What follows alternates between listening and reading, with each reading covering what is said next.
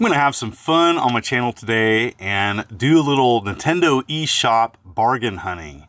There are thousands of games on the Nintendo eShop, and I thought it'd be fun to take $10 and choose 5 games and share these games with you and give you my thoughts whether they're good, bad, or just all right. I love my Nintendo Switch, and there's just so many games that are coming out daily. It's easy to overlook some good games, and I think we've all done it. We've purchased a game and it wasn't our favorite. So sit back, relax. Hope you enjoy this video.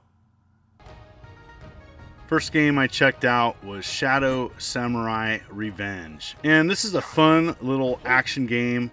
You are essentially avoiding several traps. There's many levels. You can upgrade skills, I do believe. And this is just a first look. I really like the aesthetics of this game. You know, this is kind of a quick bite-sized game, perfect for the Nintendo Switch. I had a lot of fun checking this out initially. This is not a review or anything. This is just, hey, do I think this is worth a couple bucks? Yes. I think $4 for full price. I got it for a little bit over $2. It's currently on sale, and I really like it so far. These are the types of games I like to play.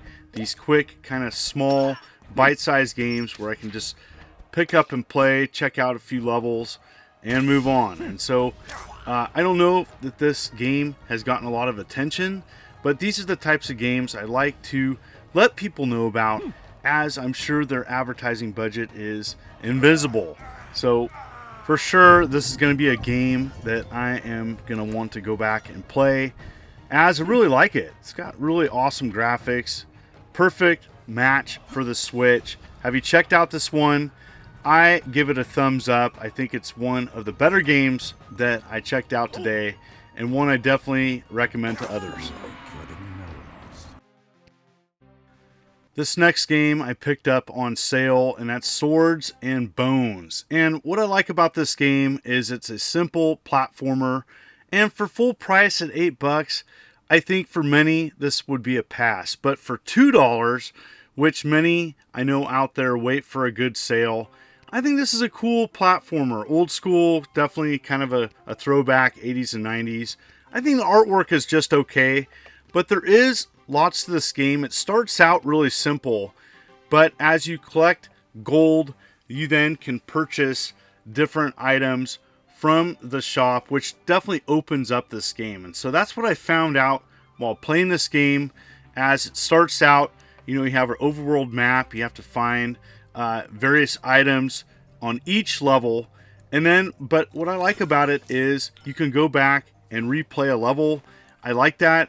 Simple enemy designs, but I like this for a simple platformer. If you're a fan of games such as Ghosts and Goblins or Castlevania, you may want to check this out. Is it as good as those? No, it's not as good as those, but for a sale price of $2, I don't think you can go wrong, as I found myself enjoying playing this, and one I'll probably go back and play a little bit more. Is it perfect? No. I give it probably like a 7 out of 10, but I think there's enough content here to justify a couple dollar purchase. And if you're looking for a budget platformer, you can't go wrong with Swords and Bones. Check it out. I did purchase this next game on sale for a couple bucks, and normally it's more than a couple dollars, and well, this game was not my favorite. I was kind of excited about checking out a new puzzler, as these games can be a lot of fun, quick bite-sized gameplay, but for some reason Light Up the Room just didn't do it for me. I just think that this game's missing something. It needs high score. It does track how long a level takes to complete. You can die over and over again. There's endless lives, but it's definitely missing something. Unlockables or something. I think this could have been a really good puzzle action game, but for me, it just wasn't working. I really wanted to get myself into this game, and I checked out several levels, and I do like the fact that you can respawn in between levels and there's endless lives. I do like that.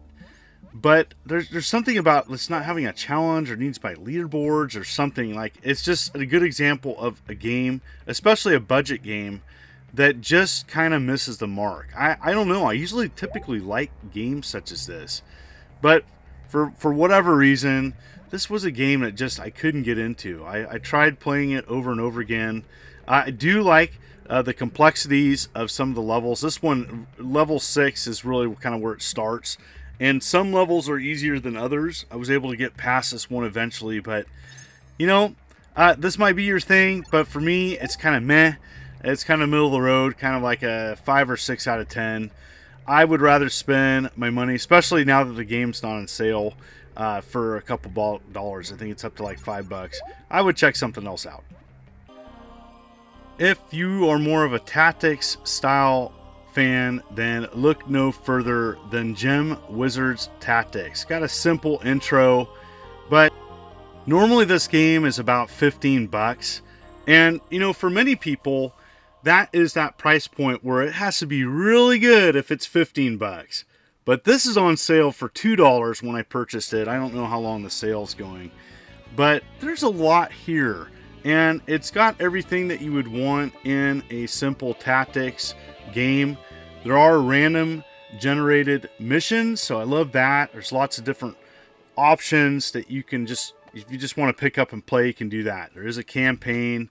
There is some additional things in this game, but I really enjoyed what I played so far. This is not a game where, you know, you can play for a bit and, you know, this is not a review. This is just my initial impressions. But for a couple bucks, there is a ton to explore and check out. There's maps that, you know, you have different characters with different abilities, and using them in conjunction with one another is how you're going to defeat the enemy. You can flank enemies.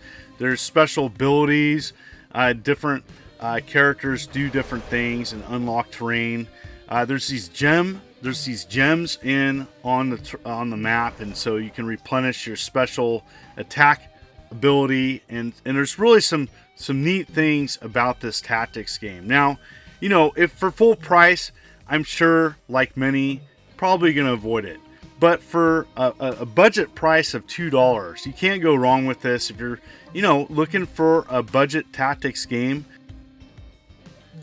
you know, games like this have been around quite a long time. I played a multitude of these during the era of Game Boy Advance or PlayStation 1. And it's just nice to see these types of games continue to be offered on several platforms. This is on Steam as well. I do believe it's full price on Steam, so it's nice to see it here and definitely on sale. It gets the thumbs up for me. Last and definitely probably the least favorite of the games that I checked out of these budget purchases is Road Bustle. Now, I wasn't expecting this to be great. It was 99 cents. You know, it's offered, I do believe, on Steam as well. And I don't know what I was expecting. You know, it definitely looked like a Crossy Road or Frogger style game, and it is that. But it's too simple. I don't know if I like the graphics. They're done in Unity. And so you're avoiding everything. You can, you're trying to deliver a package. It's kind of an endless, you're trying to cross various roads and railways. You know, and I typically like these kind of arcade style games, but really didn't like this one. I just, you know, for 99 cents, it's not like, you know, you're spending a lot of money on it. So, but it's more of like a tech demo. It's missing definitely something. For me, I would rather play Frogger or play Crossy Road on my phone. One of my favorite, you know, Frogger style games. There's one positive I have to say. I actually thought that the music was at least interesting. It had kind of a hip-hop kind of vibe to it. But, you know, you might like style games like this, but for me, I'd rather play the real deal. I'd rather go and play Frogger Arcade or, you know, something like that. I have to say thumbs down for me and avoid this one. So those are my 5 games that I purchased. Not all of them were great, but some of them really surprised me and very affordable. All 5 games were purchased for about $10. What did you think? What was your favorite today? Are any of these games of interest to you? And if you're new to the channel, you may want to consider hitting that like and subscribe button and clicking the bell as I'm uploading content every week. You folks are wonderful and beautiful. This is the Immortal John Hancock, and you have a good day.